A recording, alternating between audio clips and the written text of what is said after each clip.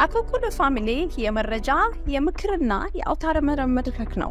ለእናንተ ጠቃሚ የሆኑ መረጃዎችን በጤና፣ በትምህርት፣ በንግድና በተለያዩ የማህበራዊ ጉዳዮች ይዘላችሁ ይቀርባል። BHA ይባላል። ቡትሌትድ ሃይድሮክሲአኒሶል።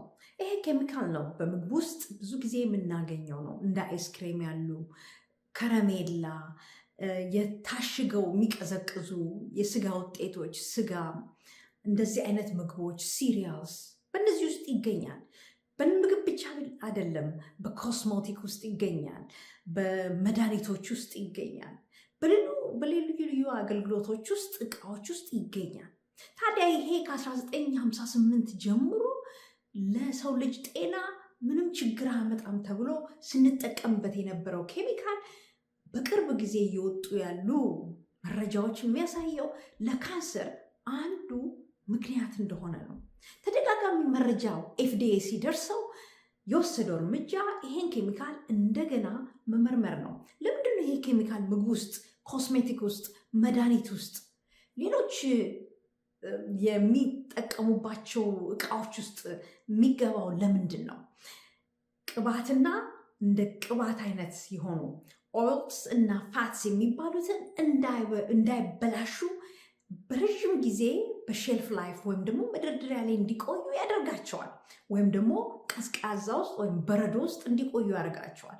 ታዲያ ይህንን ኬሚካል ስንጠቀመው ጤናችንን እየጎዳ ነው የሚል ብዙ መረጃ ሲመጣለት FDA አሁን ይህንን እየመረመረው ነው። እኛ ማድረግ የምንችለው በምንጠቀማቸው ምግብና የምግብ ውጤቶች ውስጥ አመጣጥነን መሆን አለበት። አይስክሬሙን ወይም ደግሞ ሌሎች ከረሜላዎችን፣ ሲሪያሎችን ስንጠቀም በተመጣጠነ መልኩ ቫራይቲ ባለው መለያየት ወይም ደግሞ ቅልቅል ባለው መልኩ ብንጠቀም ለኛ ይወስነዋል። ለጤንነታችን ጠቃሚ ነው። ምክንያቱም FDA አንዲት ምሳሌ ያገኘው በላቦራቶሪ ውስጥ ይሄ ፕሪዘርቬቲቭ ወይም ደግሞ BHA ብዙ አይነት የካንሰር በሽታዎችን በእንስሳት ላይ በአይጦች ላይ እያመጣ እንደሆነ ነው። በእኛም ላይ ደግሞ በሰዎች ላይ ይሄው ጉዳቱ ይቀጥላል ተብሎ ስለሚታሰብ ምርመራውን ጨርሶ በቅርብ ጊዜ ያዘዘው ነው። በሚቀጥለው ወር አጋማሽ ላይ ይመጣል። ውጤቱ ያ ከመጣ በኋላ ከምግብ ውስጥ ያወጣዋል ማለት ነው። ጤናችንን እንጠብቅ። የምንበላቸውን ነገሮች አመጣጥነን፣ በተለይ ደግሞ አትክልትና ፍራፍሬ አመጣጥነን ለመብላት እንሞክር። አንዱን አይስክሬም ከበላን በተለያዩ ጊዜ ደግሞ የተለያየ ብራንድ የሆነ አይስክሬም ለመብላት መሞከር ነው። አንድን ነገር ደጋግማችሁ ወይም አንድን ምግብ ደጋግማችሁ ከአንድ ሶርስ ከአንድ ቦታ የመጣን አትብሉ። በተለያየ መጠን በተለያየ ጊዜ ከተለያየ ቦታ ወይም ግሮሰሪዎች ግዙት የሚል ነው።